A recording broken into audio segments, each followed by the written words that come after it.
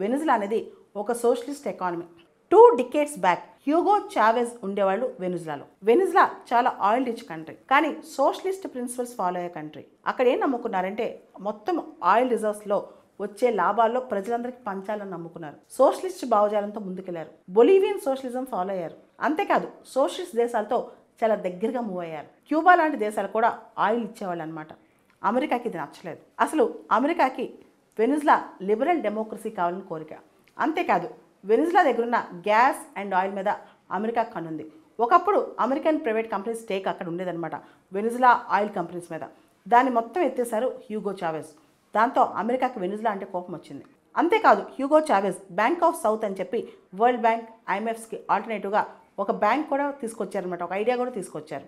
ఎందుకంటే world bank, ఐఎంఎఫ్లో అప్పులు తీసుకోవాలంటే వాళ్ళ కండిషన్స్ అన్నీ ఫాలో అవ్వాలి. కానీ బ్యాంక్ ఆఫ్ సౌత్లో అలాంటి కండిషన్స్ ఉండవు అనమాట.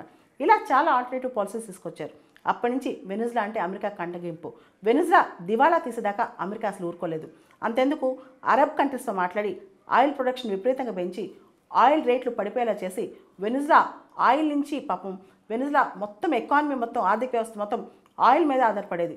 అలాంటి ఆయిల్ రేట్స్ ఒకటేసారి పడిపోవడం వల్ల వెనిజులా దివాలా తీసింది. వెనిజులా ఇన్ఫ్లేషన్, సెవియర్ ఇన్ఫ్లేషన్, అక్కడ ప్రజలు ఆకలితో పక్కపక్క దేశాలన్నీ వెళ్ళిపోయారనమాట.